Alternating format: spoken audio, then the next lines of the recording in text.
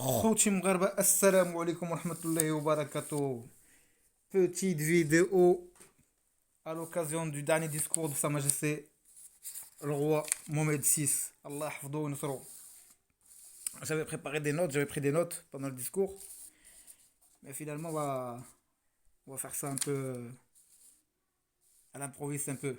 J'ai voulu faire un peu comme le DRS là, parce que le DRS était devant la télé, c'est sûr et certain pour prendre des notes concernant le discours de Sa Majesté, il étudiait. Mais Sa Majesté Mohamed VI, Allah hafdou wa nasrou, et il a été très rapide. Le DRS, il a dû rien comprendre du tout. Je parle même pas du poulet le temps qu'il arrive pour régler l'antenne pour qu'il capte la chaîne. Sa Majesté le roi, il avait déjà fini le discours. Il avait dit Salam alaikum wa rahmatullahi wa barakatuh. Un discours donc très court, une dizaine de minutes. Court. Pourquoi? Tout simplement pour symboliser que la question du Sahara, pour Sa Majesté, pour les Marocains, c'est un dossier classé. Déjà. Voilà, ça c'était pour aider nos amis et voisins de l'Est qui veulent faire une étude du discours. Donc déjà, je vous donne le premier point. Vous avez vu qu'il était court, le discours. C'est un message subliminal pour vous dire que question pour les Marocains, c'est un dossier classé. Regardez, j'ai même pas eu le temps de prendre des notes. Comme vous, hein. Ça, c'était le premier point. Deuxième point, moi qui m'intéressait, c'est que Sa Majesté, Allah hafdou wa nasrou, il avait une meilleure mine. Il allait d'aller mieux. Allah hafdou, Allah يعطيلو منا. qu'Allah le guérisse. Amin ya Rabb Amin. Ça, c'était le deuxième point qui m'a plu. Ensuite, ben, ben.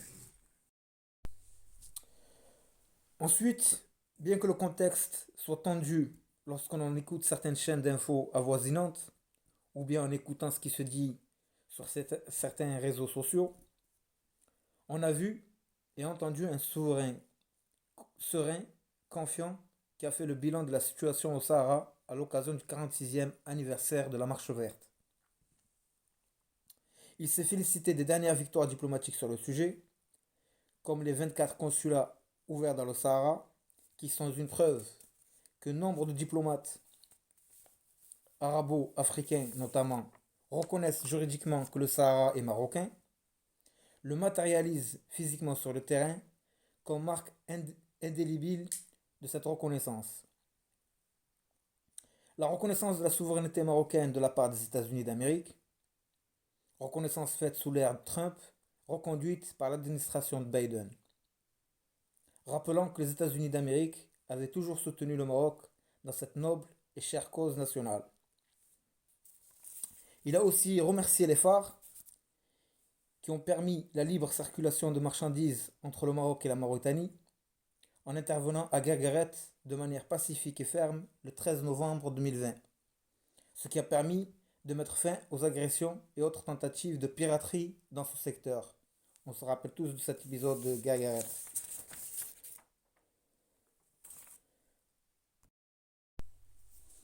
Fort de ses succès, il a invité les partenaires du Maroc, encore hésitants, à aller plus loin dans la reconnaissance de la marocanité du Sahara, rappelant que le Maroc coopère pleinement avec l'ONU dans la recherche d'une solution pacifique, tout en précisant que le Maroc ne négocie pas son Sahara et ne le négociera jamais.